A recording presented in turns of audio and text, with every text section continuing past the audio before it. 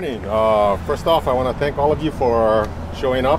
I'm Bobby Lee, president of the Hawaii Firefighters Association, and on behalf of almost 2,900 firefighters across this state, I want to announce our unanimous endorsement for Kirk Caldwell for the office of Honolulu Mayor. I know you guys got our press release, and I just want to touch on a couple of things real quick. First of all, a big reason why we endorse Kirk is because of who he is, what he is. He cares about people. You know, he's just a really good person, and he truly cares about people. Secondly, very important deal for us when it comes to Kirk is we can always count on him to do the right thing, you know, make the right decision. Firefighters as a whole, you know, we see the outcome of bad decisions every day, you know, and that's really what we do. You know, we respond to a lot of bad decisions, and you know, we can count on Kirk. We've seen it in the past, and we know we can count on him in the future to always do the right thing. Regardless if it's the unpopular thing, he will make the right decision, and that's a real important quality for a leader. So again, on behalf of firefighters across this state, I want to ensure that everybody understands that we support Kirk Caldwell 100% for the office of Honolulu Mayor. Thank you, Bob. Really appreciate it. Thank you. You know, I'm really honored to get the endorsement of the Hawaii Firefighters Association. And I want to personally thank Bobby and all the men and women who may not be here, but stand with the Hawaii Firefighters Association in this endorsement. And why it's so critical to me is, when you think about it, men and women around this island, every day, firefighters who work in buildings like the one behind me, are putting their lives on the line. Whether we know it or not, they're saving lives. They are truly our unsung heroes. And to have them stand with me means a great deal. And as Bobby mentioned, the #1 job of any mayor, #1, bar none, is public safety. And when I was at the city as either the managing director or the mayor, I came to work every single day, rolled up my sleeves, and worked with the public safety sector, the Hawaii Firefighters Association and HFD, to figure out how we can improve the delivery of public safety services. And we did.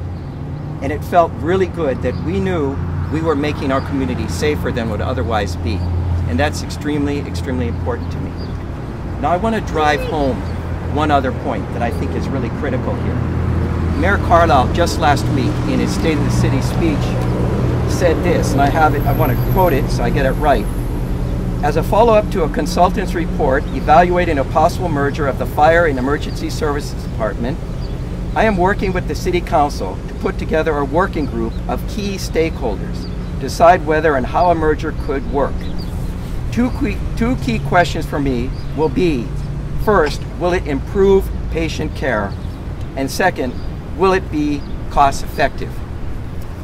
Well, if Mayor Caldwell would just rolled up his sleeves himself, dug a little deeper, and checked and talked with some of the stakeholders, he would have found out that a working group had been put together about 2 years ago. While I was at the city as a managing director and mayor, working with all different stakeholders, this working group was chaired by Representative Ryan Yamani, the chair of the Health Committee in the House of Representatives, someone I served with. And guess what? This working group came together, worked hard, and they made a recommendation. The merger should proceed. The merger should proceed for 2 reasons. 1, it'll improve public safety and delivery of emergency services. And 2, it will save money. But here's the point, even if it didn't save money, if it saved one more life, I think all of us would agree it's the right thing to do and it's something that should have happened. That working group then led to a request from the Honolulu Fire Department, working with the city, to have a consulting report done to confirm whether what they concluded was correct. And this was done by an expert consultant. And guess what? That consultant completed their report. You reported on it last year. Here are some of the results. It talks about it being cost effective, but more importantly, the combining of the two will save lives. Now, we also had an emergency services audit done recently by the city. What did that audit conclude? That for EMS people who deliver emergency services, they are overstretched and overworked on this island.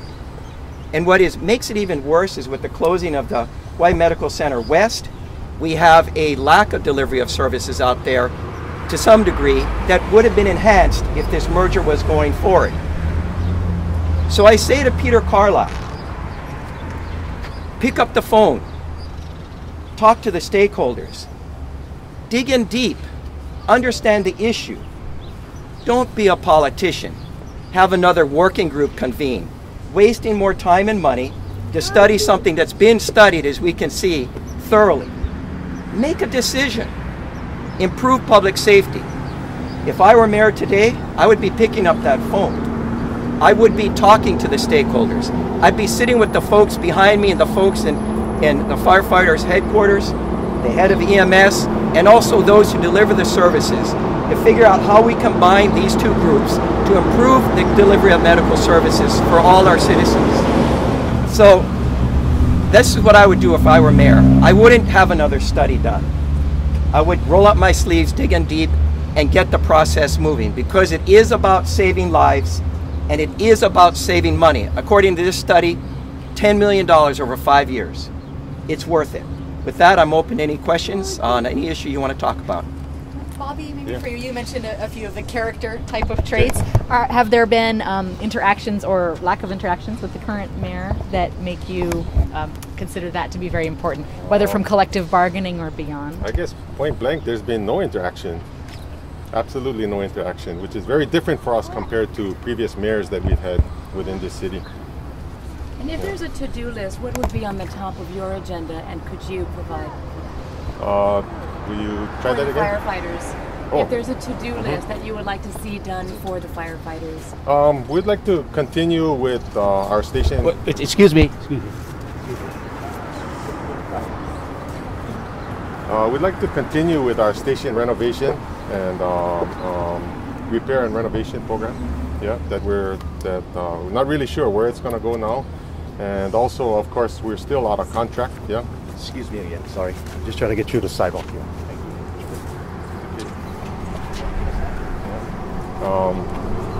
And we'd like to, of course, we're out of contract right now, so we want to move forward and try and settle our contract.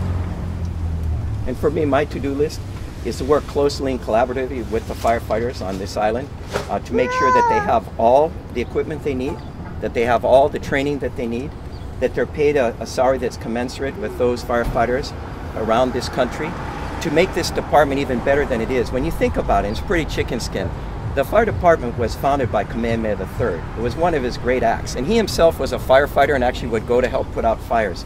That legacy is tremendous and should always be enhanced. And so that's why I really welcome this endorsement. I think it does speak volumes of my style, my collaborative style, and working closely with the firefighters. And I'll continue to do that. So they even are better than they are today. And hopefully with EMS on board, they'll have even better delivery of services than we have today. Are there any other loose ends? Also, you mentioned, of course, the contract. Is there any APEC overtime loose ends too, or what are some other burning issues for you that the current mayor, as you say, is not talking to you about? Yeah, for the most part, we haven't been dealing at all with the mayor. Obviously, we've been going through the collective bargaining process, the grievance process for issues. So it hasn't really, it hasn't involved the mayor at all. You know, I mean, in the past, like I said, I mean, as we go through our issues, we would also, you know, be in contact with the mayor and express our views, you know, to the mayor. But at this point in time, there doesn't seem to be any interest. You know, I did want to make one point on APEC, that the mayor of the state of the city gave a lot of credit to himself for the success of APEC. And he talked about savings that resulted from his management of the city. What he fails to mention, really, is that because of the good planning of the firefighters and also police officers, they were able to save the city a lot of money as a result of APEC and doing training during regular duty time instead of overtime. And that savings they gave back to the city. Now, no mention was made of that. And I think you got to give credit where credit is due, and it goes to the firefighters and what they did during APEC. This is an unfortunate situation where we had a event like APEC coming up, and for whatever reason, the mayor chose to cut our budget 5%, which already created a strain. and then, you know, further it allowed, well, it forced the fire department to really make some hard decisions, but fortunately good decisions were made, and APEC was a success for us. Yep. And so I mean, I have to say that is amazing. You would have not seen the firefighters. They were invisible, but they were there, and they were saving money and protecting all of us during the APEC convention. Bobby, did you interview the other candidates? Did the association interview the other candidates, or how did the process work? Did narrowed it down to Kirk? No, we had endorsed Kirk in the past, and we had a discussion among the executive board, and it was very clear with the choices that we had who we were going to endorse. It wasn't really much of a competition for us. Did Governor Cayetano seek an interview? Yes, he did ask. And yes. So you did not interview him? No, we did not interview him. And can you share some reasons why he would not be on your list? For the most part, we're basically pro-rail, and if you look across this island, and especially on the leeward side of the island, where the rail is proposed, where it's going to be built, if you look at the traffic that goes on that side of the island, you know, rush hour traffic, you know, it's very easy to say that by not doing anything to address the traffic, people are dying. You know? We can't get there fast enough. We make contingency plans to try and get around the traffic during rush hour. During the rush hour.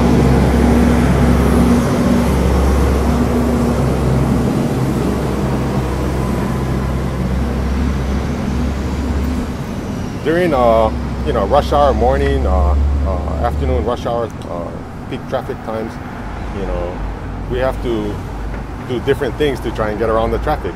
And if we can't get there fast enough, as everyone is aware, minutes make a difference whether you live or die. So, you know, it is very clear that if we don't do something about the traffic, people will continue to die. Anything else you either want to add? I think that's it, other than thanking all of you for coming, and you know, stand by. There'll be even more announcements in the future.